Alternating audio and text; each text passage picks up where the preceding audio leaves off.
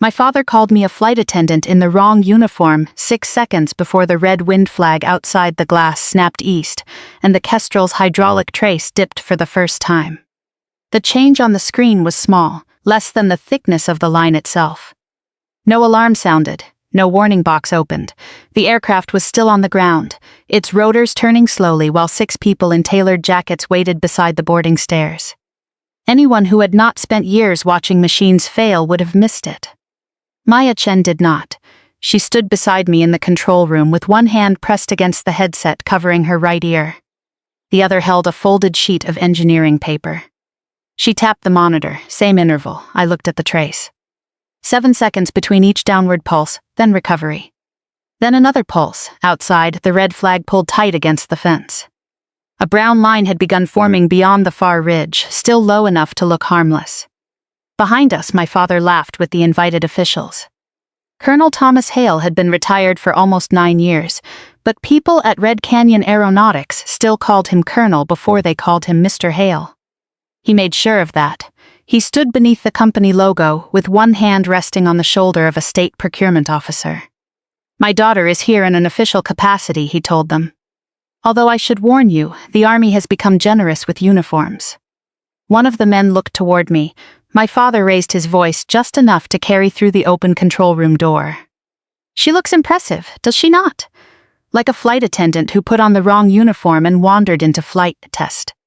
2 people laughed, a third looked down at his phone. Maya did not turn around, she kept her eyes on the pressure trace. I had learned to respect people who did not offer an audience to cruelty. My father continued, "Naomi flew once, now she writes recommendations about people who still do." That drew a louder laugh. I moved the folded report closer to the monitor. "Show me the handwritten map." Maya opened the engineering sheet. The digital dashboard displayed a smooth curve because the software averaged fluctuations across several seconds. Maya's pencil drawing did not. She had marked every pulse by hand. 7 seconds, 7 seconds, 7 seconds. The spacing was too regular to be rotor vibration. "Transfer manifold?" I asked. "That is my concern." "Temperature inside the test envelope. Previous ground runs?" 2 similar patterns, both dismissed as sensor noise. "By whom?" She looked toward the door. My father was checking his watch. The screen of his phone showed the milestone countdown Red Canyon had built for the demonstration. 48 hours until the next funding review. The flight itself would take 22 minutes. If it completed on schedule, the company could certify the public demonstration milestone and release the next investor payment. My father's consulting agreement included a bonus of $480,000. He had never told me that. I found it in the conflict of interest attachment to my safety assignment. Maya refolded the paper. The original report named the manifold as the likely source, she said. "The version in the public briefing says monitor item." "I wrote the original report. I know. Who changed the rating?" Her eyes shifted toward the VIP group. "That is what I have been trying to show Aaron." Aaron Pike was the test range's flight safety director. He was also the only person on site with authority to formally close the range to a contractor-owned aircraft without the agreement of Daniel Mercer, Red Canyon's program manager. Mercer stood at the contractor release console with his badge clipped high on his jacket. He had signed the public briefing package that reduced the manifold warning to a monitor item. When Maya looked toward the VIP group, Mercer lowered his eyes to the release screen. At that moment, Aaron was inside a secure briefing room with 2 Army acquisition officers and no access to his phone. My father knew that. Mercer knew it too. His thumb rested beside the contractor release field, waiting for the decision Thomas Hale had already made. My father walked into the control room without removing the smile he had been using outside. "Major Hale." He said my rank when he wanted to remind everyone that I was still only his daughter. "Colonel Hale," I replied. He disliked that more than if I had called him Dad. His eyes moved to Maya's engineering paper. "Still drawing pictures?" Maya folded it again, still finding patterns the dashboard removes. The dashboard was designed by engineers, so was the paper. My father smiled at her as if she were a child showing him a school project. Then he looked at me. "The guests are boarding in 4 minutes. The aircraft needs to remain on the ground." The smile disappeared. "No, the hydraulic trace is repeating a pressure loss under load. It is a ground run fluctuation. It matches the pattern in the safety report." The report was downgraded. Safety findings are not political poll numbers. They do not become less serious because someone changes the heading. He stepped closer. The room smelled of warm electronics and hydraulic fluid carried in each time the outer door opened. "You were assigned here as an observer," he said. "I was assigned as an Army aviation safety representative. You observe, you recommend. Red Canyon decides whether its aircraft flies. Aaron decides whether the range remains open. Aaron is unavailable. That is temporary. The milestone is not." My father pressed the edge of the countdown card flat against the desk. The red milestone clock reflected in his watch crystal. He never looked toward the boarding stairs or Maya's pressure map. Only the clock held his eyes. My father had spent most of my childhood teaching me that hesitation killed people. Over time, he had begun treating every delay as hesitation and every warning as fear. He took the folded briefing card from the desk. "The issue is classified as monitor only. The aircraft completed every required ground check. We fly. I recommend a hold until the pressure trace is inspected." Recommendation noted. He turned toward the door. Thomas Maya almost never used his first name. He stopped. "If the pulses continue after takeoff, they will not remain a monitor item." He looked back at her. "Then it is fortunate we have Major Hale here to watch the screen." He left. Maya's hand tightened around the report. "Did he just use you as part of the risk mitigation?" "He used my presence as decoration. That is worse." Outside, the first passenger started up the boarding stairs. Beyond the fence, Warrant Officer Luis Vega moved between the recovery vehicles, checking doors, radios and medical kits one by one. Dust already coated the knees of his flight suit. I had seen his name on the demonstration roster. I recognized the set of his shoulders before I let myself look at his face. 8 years was long enough for a man to become a memory before he became a person again. Chief Warrant Officer Leah Monroe sat in the right seat. She was the test pilot in command and had more time in prototype rotorcraft than most of the men giving speeches about them. Before closing the cockpit door, she looked toward the control room glass. I held up one hand. "Wait," her head tilted. My father stepped into her line of sight and gave a circular motion with his finger. "Continue." Leah did not obey him immediately. She touched her headset. "Kestrel 1 to Red Mesa, confirm flight release." The range controller checked the digital status. Release remains provisional green. Daniel Mercer's approval code glowed beside the status. He kept his hand on the contractor release control and did not look toward Maya. I stepped to the console microphone. "Kestrel 1, Army Safety recommends holding position pending review of hydraulic pressure fluctuations." My father re-entered the room. His audience smile was gone. He leaned into the demonstration intercom, which had been bridged into the mission circuit so the VIP passengers could hear the official commentary. "Red Canyon confirms the provisional release remains valid. Continue boarding." Mercer touched the confirmation field. The contractor release stayed green. Leah waited. "Major Hale, do you have stop flight authority?" "Not until the range safety director signs the order." "Understood." Leah's hand remained on the transmit switch. On my console, the stop flight field stayed gray beside Aaron's name. She waited for a power I did not have. I could not turn it red. "Not yet." My father watched me replace the microphone. "You see," he said. "Procedure." The word had always belonged to him when it supported what he wanted. I turned to Maya. "Send the original report to Aaron's secure queue." "I already did. Send the pressure map too." She nodded. I opened the range safety system and submitted a preservation request for all Kestrel telemetry, communication logs and report version history. The system asked for justification, potential imminent flight safety event. I entered my identification code, NH17. My father saw the screen. "What are you doing?" "Making sure nothing disappears while people decide what they remember." His jaw moved once. "Be very careful, Naomi, I am." "That was not advice, I know." He walked out toward the aircraft. The last VIP climbed aboard. My father followed. He paused at the top of the stairs and looked back at the control room. For 1 second I saw him as he had been when I was a child. Boots polished, back straight, certain that confidence was the same thing as being right. Then he entered the cabin, the door closed, the Kestrel began to taxi. Beyond the glass, the brown line at the ridge grew taller. Maya stood beside me with the pressure map in both hands. "Aaron still has not opened the report. He will." Before they take off, I watched the red flag outside. The cloth pulled east so hard that the seam along its edge began to flutter. No, the Kestrel turned into the wind, rotor speed increased. The pressure trace pulsed again, 7 seconds, recovery. The aircraft lifted from the concrete. At the exact moment its wheels left the ground, the safety system acknowledged my preservation request. Telemetry copy initiated. My father thought the flight had begun before I could stop it. He did not know the record had begun before he could change it. For the first 3 minutes, the Kestrel flew exactly as he promised it would. Smoothly, cleanly, the aircraft climbed to 800 feet above the test range, turned south and followed the demonstration route toward the dry lake bed. The guests could see the red cliffs to the west and the training lanes below. Red Canyon had planned the path carefully. Every view made the aircraft look useful. Every turn placed the sun behind the passenger windows. The telemetry remained inside limits. That was the problem with early failure. A machine does not become dangerous the first moment it breaks. It becomes dangerous in the period when it still looks normal enough for powerful people to defend it. Maya spread her hand-drawn map beside the keyboard. I changed the display to raw data. The smooth line became less graceful. Leah's voice came through the headset. Red Mesa, Kestrel 1. Level at demonstration altitude, all systems indicating normal.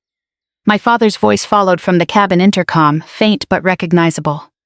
Tell them how quiet it is. Leah ignored him. Maya leaned closer. The interval is shortening. She was right. The next pulse arrived sooner. I looked at the flight path. The next turn required a shallow left bank into the rising crosswind. The hydraulic assist would carry more load. Leah, before the turn, give me the primary pressure trend. There was a pause. Pressure remains inside green. Trend not color. Another pause. Small periodic drop. Recovering each cycle. My father leaned toward the cabin intercom. That is the monitor item. Continue the profile. Leah's voice remained even. Colonel Hale, cockpit decisions remain with the flight crew. The corner of my mouth moved before I stopped it. My father had once told me that the best pilots made passengers feel as if no one was working. He had never enjoyed being reminded that he was a passenger. Leah continued toward the turn. I watched the raw trace. Keep the bank shallow, I said. The range controller looked toward me. That is not the demonstration profile, it is now. Leah checked the aircraft response before accepting the recommendation. Kestrel 1, shallow bank. She began the turn. The pressure line moved downward. It recovered 2 seconds later. Maya pointed to the next section of her map. This one will cross the advisory line. How certain? Enough that I would not be on that aircraft. I keyed the microphone. Kestrel 1, expect primary pressure to cross the advisory threshold during the next load change. My father leaned toward the cabin intercom again. Major Hale has been predicting disaster since breakfast. The passengers laughed. I heard it through the circuit. The sound traveled across 5 miles of desert and settled into my headset. Then Leah adjusted the collective. The pressure crossed the advisory line. A yellow box opened on the telemetry display. Maya whispered there. Leah's voice changed, not frightened, more precise. Red Mesa, Kestrel 1, primary pressure caution, recovering. My father stopped laughing. The range controller looked at me. What do you recommend? Terminate the demonstration route. Return direct. I keyed the microphone. Kestrel 1, terminate profile. Turn north for immediate recovery. Leah began to answer. My father interrupted through the cabin circuit. The pressure recovered. Leah isolated the passenger intercom from the outbound mission circuit. His microphone went silent, then she answered, copy. Terminating profile. The pressure climbed back inside the advisory range. My father could still speak to the cockpit internally, but no longer to us unless Leah reopened the circuit. The Kestrel turned north. I pulled up the weather feed. The forecast placed the dust front 20 minutes away. The camera outside the control room told a different story. The red flag disappeared briefly behind a veil of dust. Then reappeared. The weather model is late, I said. Maya checked the western camera. The front is accelerating. The range controller transmitted updated wind. The Kestrel continued north. Its next pressure recovery was slower. Leah reopened the cabin circuit long enough to report. Control boost feels delayed. The edge of the console pressed into my palm. The range controller continued calling rescue crews. Maya opened engineering pages. Technicians shifted cameras toward the northern route. Their movements continued, but the phrase narrowed the room to the falling pressure trace and the old crack beneath my thumb. Control boost feels delayed. 8 years earlier, my co-pilot had said nearly the same thing. Then the aircraft rolled 3 degrees farther than I commanded. 3 degrees does not sound like much. At low altitude in dust, with wounded people behind you, 3 degrees can become the direction everyone dies. I looked at the clear evidence pouch beside Maya's keyboard. Inside was a sealed fragment of a cracked collective grip from the old aircraft. I had brought it to compare its fracture pattern with the Kestrel test assembly. It was technical material, that was what I told people. An object does not need to be sentimental to become the place where memory waits. I touched my thumb to the crack through the plastic. Leah spoke again, controls heavier but responsive. Good, the Kestrel still had mechanical control linkage beneath the degrading hydraulic assist. The aircraft could still be flown, the pilot would pay for every movement with muscle. Reduce unnecessary control changes, I said. Copy. Do not correct every pressure pulse. Copy. My father's voice entered through the cabin intercom after Leah reopened it. We are stable, the lake bed is visible from here. I closed my eyes for 1 second. He was looking out a passenger window at open desert and believing visibility belonged to him. Thomas, remain off the circuit. The use of his first name caught him. You do not command this flight. No, Leah does. Leah answered immediately, that is correct. She isolated the cabin circuit again. My father disappeared from the frequency. The Kestrel continued north. The dust front moved east. The 2 lines were going to meet. Maya's expanded the hydraulic data. The secondary channel had begun reacting to the primary. Cross-feed instability, she said. Can they isolate? Not without better certainty. If I am wrong, isolation could remove the healthier side. She hated saying if I am wrong. Good engineers do. Certainty is usually where people stop checking. How long before the assist becomes unreliable at the current rate? Could be 15 minutes, could be 4. The main pad was 6 minutes away in clear air. The dust would reach it sooner. I looked at the dry lake bed north of the aircraft. Flat, wide, unprepared, loose sand had begun moving across the surface. Aaron Pike's name appeared on the secure system. Report opened. For half a second, relief entered my chest. Then the connection indicator remained locked. The secure briefing room prevented outgoing communication while classified material was displayed. Aaron had seen the report. He still could not act. Leah reopened the cabin circuit. My father's voice returned, no longer performing for guests. Naomi, what exactly is happening? His voice had lost the performance he used for guests. For the first time that day, he waded through the static instead of filling it. Hydraulic assist is degrading. Can they land? Yes. The answer came too quickly. Maya looked at me. I corrected myself. They can still control the aircraft. Landing conditions are changing. That is not what I asked. It is the honest answer. One of the guests spoke in the background. Colonel, is this part of the demonstration? My father answered before the circuit closed. No. The primary pressure crossed the lower caution line and remained there. Leah's breathing became audible. Red Mesa, Kestrel 1. Controls increasing in stiffness. The range controller activated emergency response. Vehicles started moving toward the lake bed. Maya unfolded her paper map beneath the live data. Her pencil pulses matched what the system was now showing almost exactly. The drawing my father dismissed had become the clearest map in the room. Open the original manifold report, I said. I did. The file permissions changed. When? Yesterday evening. Whose authorization? I can see the revision history, but the approving names are hidden behind program access. Use my Army credential. She connected my identification card. The original report opened. My name appeared at the top. Major Naomi Hale, author identification NH7. Below it was the classification I had assigned 3 weeks earlier. Ground aircraft pending inspection of hydraulic transfer assembly. Maya opened the public briefing version beside it. Monitored during demonstration flight, the conclusions were not similar. They were opposites wearing the same technical language. A technician behind us whispered, "Who changed that?" Before Maya could answer, the aircraft transmitted again. Red Mesa, Kestrel 1, secondary channel fluctuating. The range controller looked at me. Major? Leah, maintain the current heading. Rescue vehicles are moving toward the North Lake bed. Copy, current heading, 4 words at a time. That was Leah's habit when workload increased. Short redbacks kept panic from adding extra language to the cockpit. The cabin circuit opened. My father asked, "Is Naomi directing this?" Leah did not answer. Maya keyed the engineering circuit. Colonel Hale, the fault matches the original safety report. What original report? The one Major Hale wrote. For 3 seconds no one spoke, then my father laughed once. Not amusement, a reflex he used when reality arrived in a form he did not like. Naomi signed a compilation. Engineers write those reports. Maya unfolded the paper to its full width and stepped closer to the engineering circuit. Her jaw stayed still, her thumb flattened the crease before she spoke. I wrote the component analysis, she said. Major Hale identified the flight signature, assigned the risk and recommended grounding. My father ignored her. Naomi, tell them what? That you did not design the hydraulic system. I did not. That you are not a hydraulic engineer. I am not. Then stop pretending you predicted a failure. A caution tone sounded in the aircraft. Leah spoke over it. Primary assist degraded, control force increasing. My father heard the same tone. His voice disappeared. I looked at Maya. Do we have an emergency procedure for this failure combination? We have separate procedures for each channel, not both together. Then we use the aircraft they still have, not the aircraft the manual expected. Maya nodded. I keyed the microphone. Leah, I need your control assessment. Pitch, roll, and yaw, one at a time. Pitch heavy but manageable. Roll, heavier left than right. Yaw, responsive.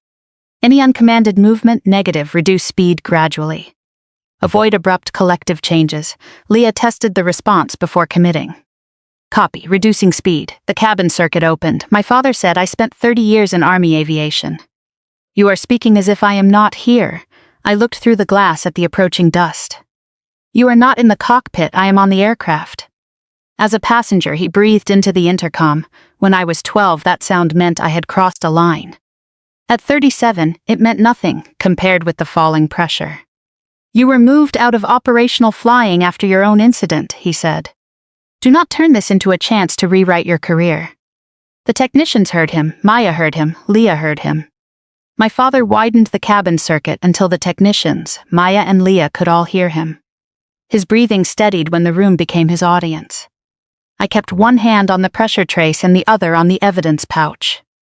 No one laughed this time. You are confusing reassignment with removal, I said. Were you or were you not transferred to safety work? I requested it after an aircraft under your command was lost. The sentence fit neatly inside one line of the public record, the same line he repeated to relatives, colleagues, and anyone who asked why his daughter no longer flew routine combat missions. An aircraft under her command was lost. It omitted the landing. It omitted the survivors. It omitted the 6 minutes before Eli died. I touched the cracked collective through the evidence pouch. The old aircraft had landed. It had never flown again. One crew member died 6 minutes after touchdown. My father knew there had been an incident.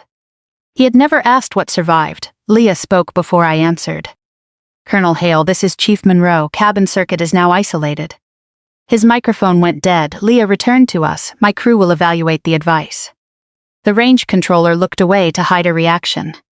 Maya enlarged the report metadata. There, a revision entry appeared. Risk classification modified. The username was still hidden, but the timestamp was visible. 10:43 the previous night, 20 minutes after my father sent the board an email celebrating the aircraft's readiness. Can you unlock the user? Not without Aaron. Preserve the screen. Already captured. Outside, the dust front crossed the western range boundary. The camera image turned brown at the edges. A warning appeared on the weather console. Visibility deteriorating. The Kestrel was still 6 miles from the North Lake bed. Leah's voice remained controlled, forward visibility decreasing. The range controller gave her updated wind. Maya checked the pressure slope. Assist threshold in under 3 minutes. Can the lakebed camera still see the markers? For now, the dry lakebed had no prepared runway, only 4 portable range markers near its southern edge. Soon the dust would erase them. Leah, begin descent while you still have a horizon. She checked the aircraft response. Copy, beginning descent. The cabin circuit reopened. My father's voice was quieter. Naomi, I did not answer. I need to know whether this has happened to you before. My thumb stopped on the ridge of the evidence pouch. His next question came without the old certainty, but I kept my eyes on the descent line. This fault pattern has. On the aircraft you lost? We did not lose it in the air. A pause. What does that mean? It means we landed. The cabin circuit carried the sound of someone whispering a prayer. The whispered cadence tightened my throat before I could identify a single word. It was not the same person, but my fingers closed around the evidence pouch until the plastic creased. I released it and flattened my hand against the console. Leah, maintain the descent, do not chase every pressure change. Copy, hold the trend, count the pressure, do not chase it. Behind me, someone dropped a pen. Warrant Officer Luis Vega had entered the control room without my noticing. He was a technical advisor for the demonstration and had been supervising the recovery vehicles. Dust coated his shoulders. He stood near the door staring at me. What did you say? I kept my eyes on the screen. Not now, Luis. He came closer. Say it again. I keyed the microphone. Leah, count the pressure. Do not chase it. Vega's face lost movement. His right hand rose toward his forehead but stopped halfway. Not a salute, a reflex interrupted by disbelief. I know that sentence. The cabin circuit opened. My father asked, "Who is that?" Vega stepped beside the console. Warrant Officer Luis Vega. I know who you are. No, Vega said. I do not think you do. The Kestrel entered the leading edge of the dust. The external camera image turned amber. Static moved through the flight circuit. Leah said, visibility dropping. Controls heavy. Then the transmission broke into noise. The line went dead. I pressed the transmit key. Kestrel 1, Red Mesa. Radio check. Nothing. The range controller tried the secondary frequency. No answer. Maya watched the raw telemetry. We still have data. The aircraft was flying. We simply could not hear the people inside it. The dust swallowed the camera feed. The last visible image was the Kestrel's tail disappearing into brown air. I had seen an aircraft vanish that way once before. That time I had been inside it.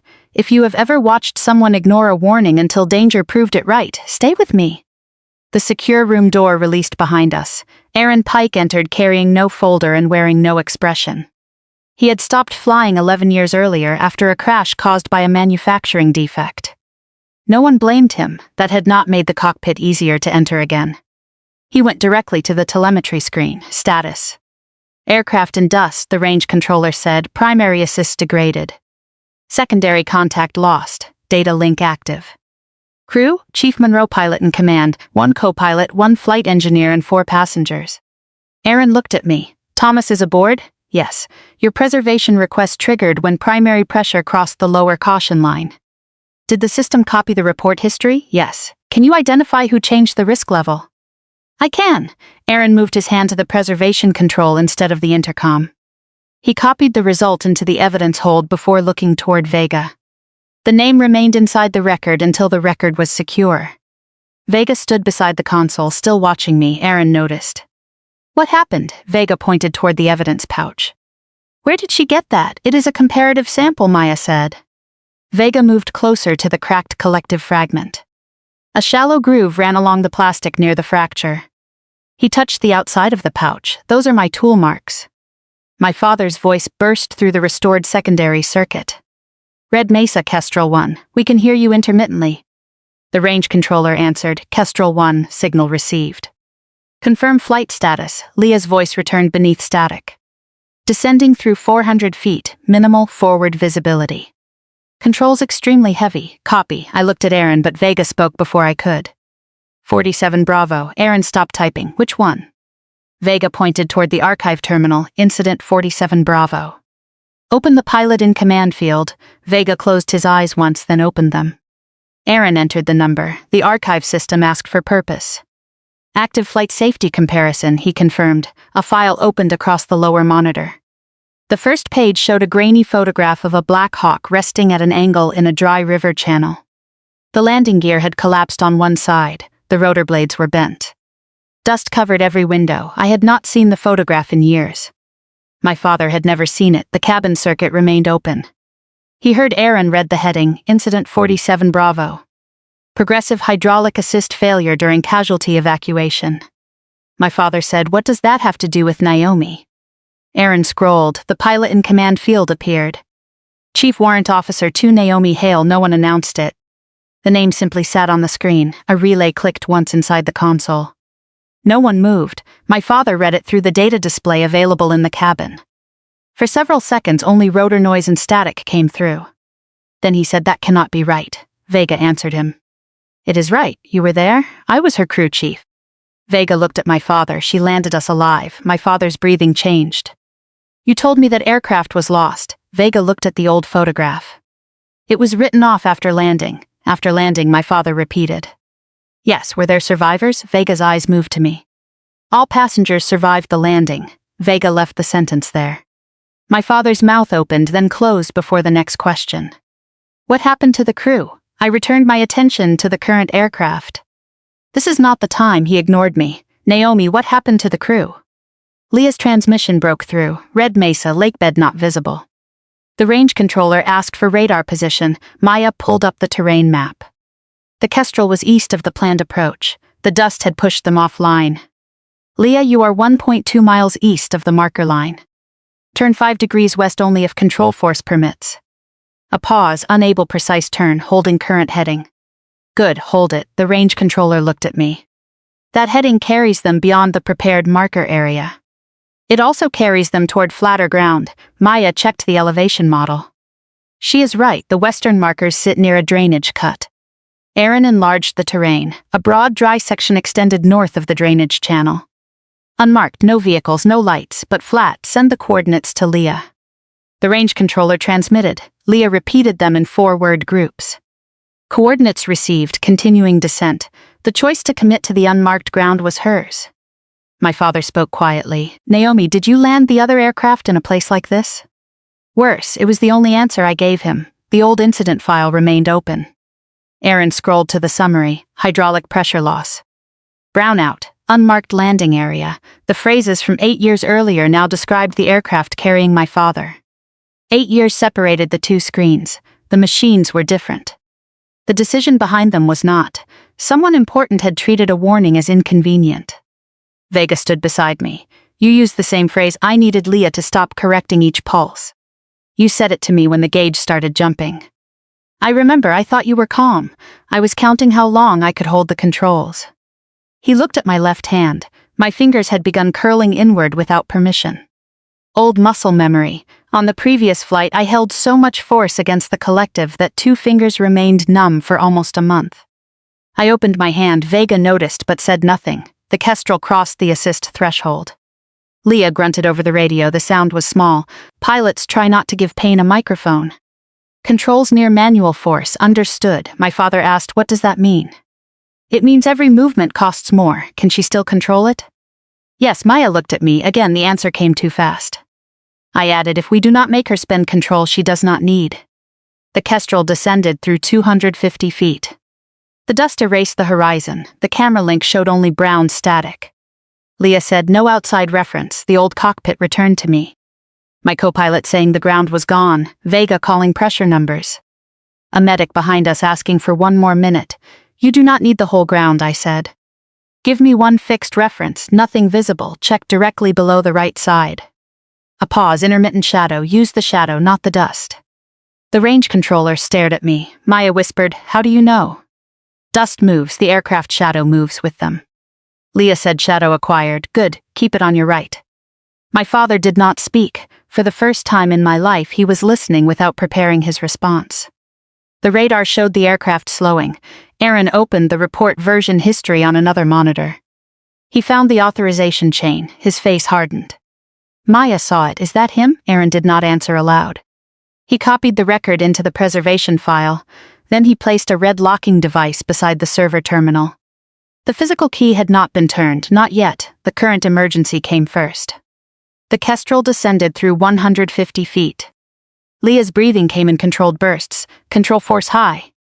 Rate of descent increasing. I looked at Maya. Remaining assist? Not enough for a large correction. Leah, no large correction. Copy accept drift. Copy protect the descent rate. Copy. The cabin circuit opened. My father's voice entered quietly. Naomi, I did not answer. I am sorry. His apology crossed the circuit while Leah was fighting the descent. I kept my hand on the transmit key and my eyes on the radar altitude. Stay seated and secure. He understood the dismissal. The aircraft crossed 100 feet. The radar altitude flickered. The ground remained invisible. Vega began calling the pressure numbers aloud. Not because Leah needed him, because 8 years earlier that had been his job and his body had returned to it. 1700, Maya looked at him. 15. The trace moved lower. 13. I heard the old aircraft beneath the new one. 11. Leah said, shadow expanding. That meant the ground was close. Reduce descent slightly. Do not attempt to hover. Copy. No hover. A hover would demand more control authority than the remaining assist could reliably provide. The Kestrel needed to keep moving until the ground accepted its weight. 800, Vega said. The caution tone became continuous. My father whispered something in the cabin. I could not hear the words.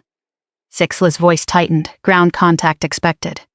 Keep it level, trying, do not make it perfect. The aircraft disappeared from the data trace for half a second. Then returned. A violent burst of vibration came through the radio.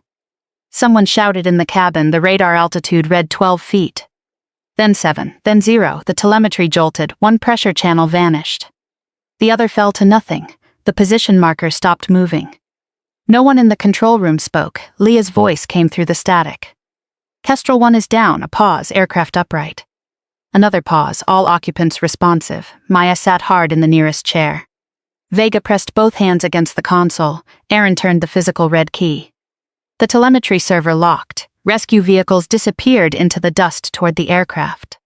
My father was alive. The evidence was safe. The two facts did not cancel each other.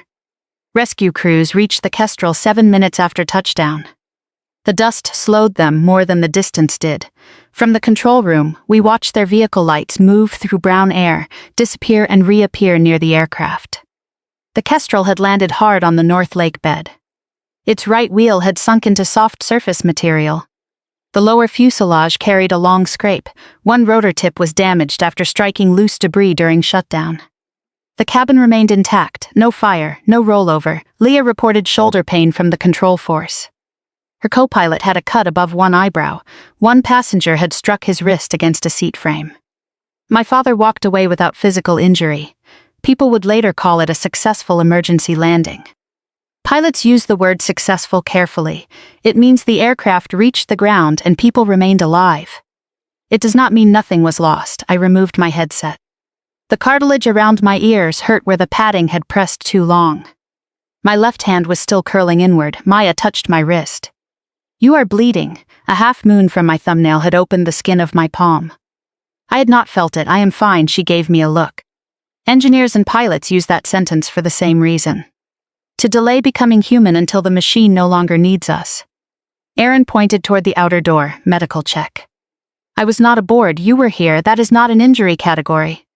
It is today. Outside, the dust had thinned enough to reveal the emergency vehicles.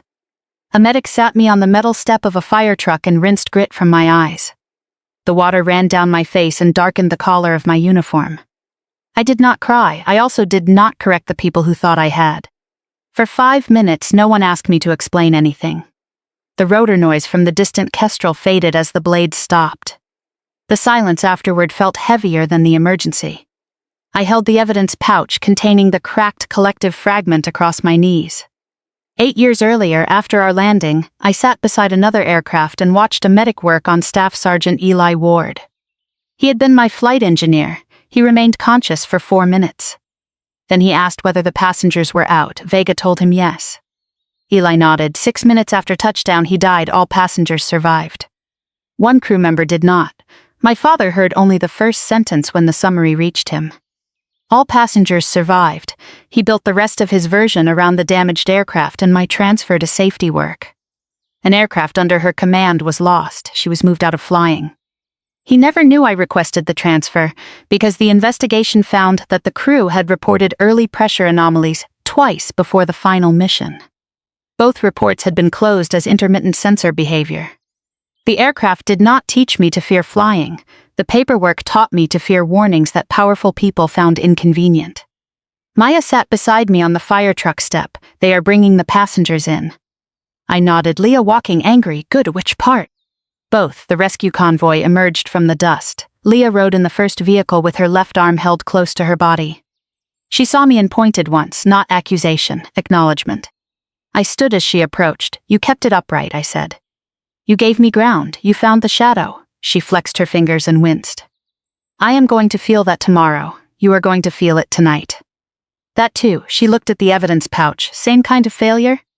Similar signature, different assembly. Then someone had a warning. Yes, her eyes moved toward the second rescue vehicle. My father stepped down before the medic finished opening the door. He straightened his jacket. Dust covered one side of his face. His hair had lost its careful shape. The milestone phone remained in his hand. The screen was cracked. He looked at the damaged aircraft in the distance. Then at the officials waiting near the hangar. Then at me. He took one step toward Leah. Her injured arm was still pinned to her side. Then his gaze slid past her to the officials waiting near the hangar, and he turned toward the Red Canyon Communications Director. "Prepare a statement," he said. "The Kestrel experienced a pressure anomaly and landed safely under degraded control. Emphasize that the mechanical backup performed as designed." Daniel Mercer was already typing before my father finished. He turned the screen toward the communications director. "Use that exact language," Mercer said. Maya stood. The hydraulic assist failed. The aircraft remained controllable. Because Leah carried the controls manually, that proves resilience. Leah stared at him. My father looked toward the acquisition officers. "The program should continue after inspection. We cannot allow an isolated component issue to erase what the aircraft demonstrated today." The first thing he said after surviving was not "thank you." It was "continue." Dust still clung to his face while he turned his cracked phone toward the officials and shaped the emergency into a statement. Leah held her injured arm against her body. Maya's paper map trembled once in the wind. He did not look at either of them. Aaron approached from the control building. "The range is closed to Kestrel operations." My father turned. "You do not have authority to suspend the contract." "I have authority to close this range. On what basis?" "Active flight safety investigation. The aircraft is down." "No fatalities." Aaron's expression did not change. "Fatalities are not a filing requirement." My father looked at the officials. "This is an overreaction," Leah said. My shoulder would disagree. He ignored her. Then he saw the evidence pouch in my hand. His face tightened. "Naomi, a word." "No." His eyes flicked toward the others before returning to me. His mouth stayed open for half a second. "Privately. Anything concerning the flight goes through Aaron." "This concerns us." I looked at the cracked phone in his hand. "Then it can wait." He lowered his voice. "You already made your point." I let one breath out through my nose. He raised the cracked phone between us, as if the damaged screen were proof of something I had done. I did not need the aircraft to fail for my report to be correct. "Keep your voice down," the old command, less effective with dust on his face. Aaron directed the officials toward the control building for a preliminary briefing. My father waited until they passed, then he stepped closer. "You saved everyone on that aircraft." Leah landed it. "You guided her." Maya identified the fault. Aaron preserved the data. Vega verified the old procedure. Leah flew. His jaw tightened. "You always do that." "Do what?" "Hide inside a team when it is convenient, then use rank when you want control." He squared his shoulders and pointed past me toward the control room, turning each name I had given him into another target. "You called me a flight attendant before takeoff." His eyes moved toward Leah. "That was a joke. Jokes require someone besides the speaker to enjoy them." "This is not the time. You chose the time." He looked toward the control building. "Naomi, listen carefully. You saved us. Whatever happened with the paperwork, we can resolve it without destroying the program." His hand closed around the cracked phone. He stepped between me and the officials before lowering his voice. "Do not ruin the rest." His eyes moved toward the communications staff, then back to me, waiting for the rescue of his reputation to follow the rescue of his life. I looked past him at the Kestrel. Emergency crews had begun placing flags around the landing site. Evidence markers. The aircraft was no longer a product. It was a scene. I did not ruin anything. I wrote down what was already wrong. If this becomes public, the company loses funding. Hundreds of people could lose work. Then the people who changed the report should have considered them. "You do not understand the pressure of keeping a program alive." "I understand pressure." The words came out quietly. He looked at my hand around the evidence pouch. For one moment, his eyes followed the crack in the collective fragment. "What is that? A piece of the aircraft you said I lost?" His face went still. Before he could ask more, Aaron called us inside. The second landing was over. The reckoning was beginning. Aaron held the preliminary briefing in a windowless room behind the control center. No company banners, no aircraft models, no windows facing the range. Only a long table, a wall monitor, and 12 chairs bolted to the floor because the room doubled as a severe weather shelter. My father sat at the end, usually reserved for the program director. Aaron remained standing. That was deliberate. Maya connected her engineering tablet to the display. Leah sat with an ice pack against her shoulder. Vega stood near the door with dust still on his boots. Daniel Mercer sat 2 chairs from my father, the contractor release badge still clipped high on his jacket. The acquisition officers sat together. The Red Canyon Communications Director opened a notebook. Aaron looked at her, no external statement until the evidence hold is acknowledged. She closed it. My father said an evidence hold is premature. Aaron placed the red server key on the table. The hold activated when the aircraft crossed the assist threshold. Activated by whom? Major Hale submitted the preservation request before takeoff. The telemetry confirmed the trigger. My father looked at me. You expected this. I expected the possibility. You expected failure. I expected records to become important. He leaned back. This is exactly what I mean. You came here ready to build a case. I came here after writing a report recommending that the aircraft remain grounded. Maya opened the original report. The first page appeared on the monitor. Author NH-17, ground pending inspection. Then she opened the revised version. Monitor during demonstration, Aaron said, the content history shows 3 changes. The first removed the grounding recommendation from the executive summary. The second changed the hazard classification. The third moved the hydraulic anomaly into a section labeled non-flight critical observations. My father looked toward Daniel Mercer. Mercer looked down at the contractor release badge clipped to his jacket. Aaron continued, the first edit was made from Daniel Mercer's program account. The second required senior advisor approval. The third was accepted into the demonstration release package. My father crossed his arms. Senior advisors do not control engineering language. No, Maya said, they control whether frightened employees keep their jobs after refusing to change it. The room tightened. My father smiled without warmth. Are you claiming intimidation? I am stating that you called me at 11:16 last night and asked whether I wanted to be responsible for 400 jobs. That is not intimidation, it is context. Maya opened her call log. Then the context is preserved. Aaron moved to the next screen. A digital authorization certificate appeared, senior advisor approval. Thomas Hale. My father stared at his own name. Daniel Mercer lifted his head. He told me to remove the grounding language and keep the release package moving. My father turned toward him. I told you to use judgment. You told me the board would replace anyone who delayed the milestone, Mercer said. Aaron looked at Mercer. Did you leave the contractor release green after Major Hale called for a hold? Mercer swallowed. Yes. Did Colonel Hale order you to do that? He told me the milestone could not slip. My father's chair moved against the floor. Do not put your decision on me. Mercer met his eyes.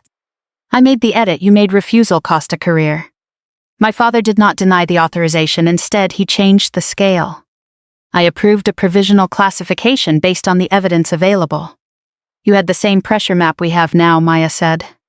A pencil drawing, a prediction that matched the live failure. After the fact, everyone becomes certain. I drew it yesterday. The acquisition officer nearest the screen asked, did the original recommendation reach the Army safety representative? Yes, I said. I authored it. He looked at my father. Then why was Major Hale described in the VIP briefing as a ceremonial liaison? The room shifted toward him. My father uncrossed his arms. That was a communications description. It removed her safety role. It simplified titles for civilian guests. It also prevented her from briefing the hazard. I did not remove her authority. Aaron opened the schedule history. The original flight time appeared, then the revised time. Moved forward by 35 minutes, approved by Thomas Hale.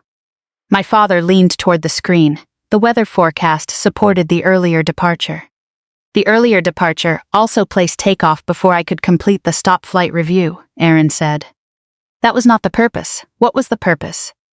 To meet the milestone while the VIP group was assembled. Your bonus depended on that milestone, the acquisition officer said. My father's face hardened. My compensation is irrelevant. It establishes motive, Aaron replied. The word remained on the table. My father looked at me. This is what you wanted. I set both palms flat on the table. The tremor in my left hand stopped. Leah's ice pack, Maya's map, Vega's dusty boots, and Aaron's red key came into focus around him. What I wanted was the aircraft inspected. You knew the bonus figure. It was in the disclosure packet. You read private compensation documents? I read the conflict of interest attachment to a safety program. He looked toward the others. You see how she works? Every family disagreement becomes an investigation. Leah removed the ice pack from her shoulder. This stopped being a family disagreement when the controls went heavy. My father ignored her. He pointed toward the old collective fragment. And now she brings relics from her own accident to make the story complete. Vega stepped away from the wall. That grip came from an aircraft whose crew reported early warning signs twice. Not the same aircraft, not the same system, same decision, Vega said. Someone important decided the warning was inconvenient. My father turned toward me. You blamed yourself for that crewman's death. Now you are placing it on me. I had never told him much about Eli. He must have read the old file after the identity reveal. He had used the information within an hour, not to understand me. To defend himself, I opened the evidence pouch and removed the sealed fragment. The crack ran across the grip like a dark vein. This was preserved because the fracture helped investigators calculate how much force I used after hydraulic assist failed. My father looked at it. Eli Ward died after landing, I said. The passengers survived. The aircraft was written off. I requested safety assignment because 2 early reports had been closed as sensor noise. No one interrupted. I did not leave operational flying because I was afraid. I left because I learned a report can be the last place a dead crew member still has a voice. My father's expression shifted, only slightly. Then he said, "That has nothing to do with today." "It has everything to do with today." I handed the sealed fragment to Aaron. "Add it to the comparative evidence." He accepted it. The object left my hand. For 8 years I had kept it in a locked cabinet and called it technical material. Now it belonged to the investigation. The memory had become useful in the only way that mattered. It might keep another crew from becoming a summary. Aaron placed the pouch beside the red key. Effective immediately, this range is closed to Kestrel operations. Red Canyon's demonstration access is suspended pending independent review. My father stood. "You cannot suspend my access." Aaron looked at him. "I already did." A security officer entered. He held out his hand. My father did not move. "Badge," the officer said. The word was plain. No ceremony. My father removed the Red Canyon access card from his jacket and placed it in the officer's palm. A second security officer stopped beside Daniel Mercer and held out a hand. "Program badge." Mercer surrendered it without being asked twice. Aaron said, "Your release authority is suspended pending independent review." Mercer stared at the blank place on his jacket where the badge had been. The milestone countdown continued on my father's cracked phone. 47 hours, 51 minutes meaningless now. The acquisition officer spoke next. Payment associated with the demonstration milestone is frozen. The advisory board recommendation is withdrawn pending review. My father's shoulders remained square.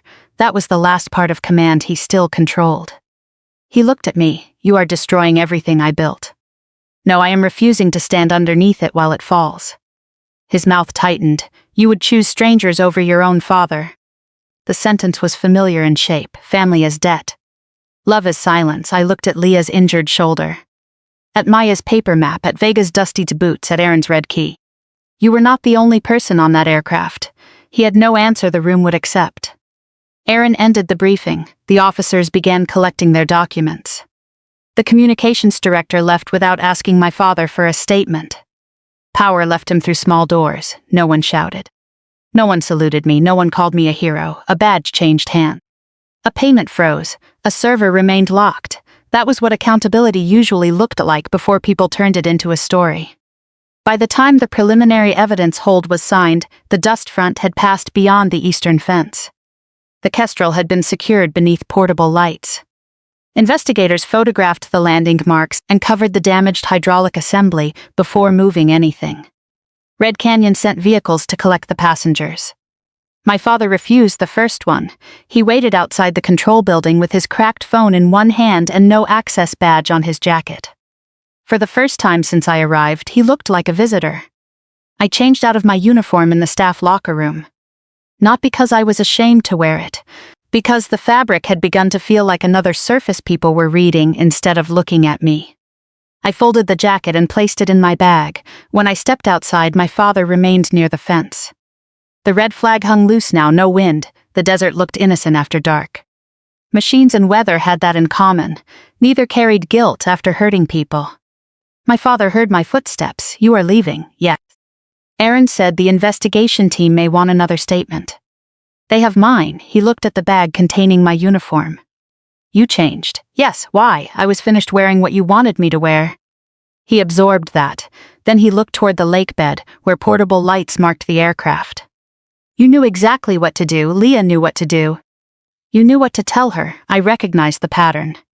Because you survived it. Yes, the word did not satisfy him. He wanted a version large enough to hold his fear. Why did you never tell me? I almost laughed, not because the question was funny. Because fathers often ask why their daughters never told them something after spending years demonstrating what they would do with the answer. I tried after the investigation. You told me there had been a hard landing. I told you Eli died. His face tightened. I did not remember his name. I know, you said the army moved you. I said I requested the transfer. I thought you were protecting yourself. I was protecting future crews. He looked down at the cracked phone. I told people you had been grounded. Yes, I thought that was true. You thought it was useful. His head lifted. That is unfair. No, it is precise. The range lights reflected in his eyes. For a moment I saw the man who taught me to read weather from the movement of trees. The man who brought me to airfields before sunrise. The man who once stood behind me in a simulator and said panic was wasted movement. Those memories were true. So was the man who changed a safety report to protect a bonus and a position. People are rarely only the worst thing they have done. That does not make the worst thing harmless. He looked toward the lake bed again. When the radio cut out, I thought we were going to die. I know. I looked at the other passengers and realized they expected me to tell them what was happening. What did you tell them? That the crew had it under control. Did you believe it? No, it was the most honest answer he had given all day. He slipped the phone into his pocket. Why did you help me? The question came without command in it. Finally, because you were on an aircraft in danger. That is all. It was enough, after what I said. Yes, after what I did with the report, yes, he stared at me. I do not understand, I know. He waited. I could have left him with that. Another part of me understood the difference between refusing to rescue someone from consequences and refusing to explain the boundary at all. I did not save you because you deserved protection from what you did, I said. I helped save the aircraft because the people aboard deserved every chance to come home. His face changed, not dramatically, the certainty went out of it. And me, you were one of them, the answer hurt him. It was not meant to. He had spent his life believing family should make him more important than strangers. That day, family made him no less human than they were. No more either. He stepped closer. Can this be fixed? The aircraft, us, the question remained in the air. I thought of every conversation where he corrected my version before I finished speaking. Every introduction where he made my work smaller. Every relative who believed I failed as a pilot because he found that story easier to tell. Every engineer who might have lost a job for refusing his pressure. Every passenger who boarded the Kestrel because he thought a schedule mattered more than a warning. No, I said, his face folded, then I continued, not in the way you mean. What does that mean? You want a conversation that puts us back where we were yesterday. I want my daughter. You wanted the version of me that never contradicted you in public. That is not true. You called me a flight attendant in front of people whose decisions affect my career. He looked away. You told them I had been removed from flying. I was wrong. You used my silence as proof. He did not answer. The investigation will proceed. I will not soften my statement. I will not ask Aaron to restore your access. I will not tell Red Canyon this was a misunderstanding. You would let me lose everything. I am allowing the people responsible to determine what your decisions cost. And after you live with the answer. He looked older under the range lights. Not because his career had ended, it had not yet. Because, for the first time, there was no room where his confidence could change the record. Will you speak to me again? Not for a while. How long? I do not know. That is punishment. No, it is distance. What is the difference? Punishment is designed to hurt you. Distance is designed to protect me. He had no immediate response. I adjusted the bag on my shoulder. A recovery vehicle started its engine behind us. My father looked toward it. They are taking me back to the hotel. What will you do? Go home, he nodded slowly. Then his eyes moved to my empty hands, the piece from the old aircraft. I gave it to the investigation. You kept it for 8 years. Yes, and now you let it go. Yes, why? Because memory is not supposed to become a shrine to suffering. It is supposed to prevent repetition. The vehicle stopped near the gate. A driver opened the rear door. My father did not move. Naomi, I waited. I am sorry. The apology was fuller than the damage. That did not make it false, it only made it insufficient. I heard you. He looked as if he wanted to ask whether I forgave him. He did not. Perhaps he had learned one thing about questions. The driver waited. My father walked toward the vehicle. Halfway there he stopped and turned. You saved my life. I shook my head. We got the aircraft down. He looked at me for another moment. Then he entered the vehicle. The door closed. I watched the lights carry him toward the highway. I did not feel victorious. Victory is a word people use when they want pain to have a clean ending. The Kestrel still sat damaged on the lake bed. Leah would need therapy for her shoulder. Maya would spend weeks defending calculations she made correctly before anyone cared. Aaron would face pressure from the company and the army. My father might lose his position, his money, and the version of himself he had spent decades presenting to the world. Eli Ward would still be dead. Consequences do not restore what warnings might have prevented. They only make repetition harder. I walked back toward the control room to collect my headset. The building was almost empty. On the main screen, the pressure trace remained frozen at the moment the aircraft touched down. A smooth line at the beginning, then small pulses. Then a fall no one could explain away. Maya's hand-drawn map remained beside the keyboard. I folded it carefully, not as a souvenir, as part of the record. Outside, the red flag moved once in the returning breeze. I thought about my father's question, why did you save me? For years I believed mercy meant protecting people from pain. That day taught me something different. Mercy gets people home. Accountability keeps them from putting someone else in the same danger tomorrow. The two are not enemies. I had helped bring my father back from the desert. I had not brought him back into my life. He would have to find his own way there, if a way still existed. His choices did not decide the woman I became. They decided how close he was allowed to stand beside her. If you have ever had to protect someone without protecting them from the truth, tell me what that boundary cost you. And if this story stayed with you, share it with someone who needs permission to protect a person without protecting a lie. Then subscribe for more stories about courage, consequence, and doing the right thing when the person who made it necessary shares your name. Because the pressure drop that mattered most was not the one inside the Kestrel. It was the moment my father's power could no longer hold the truth down.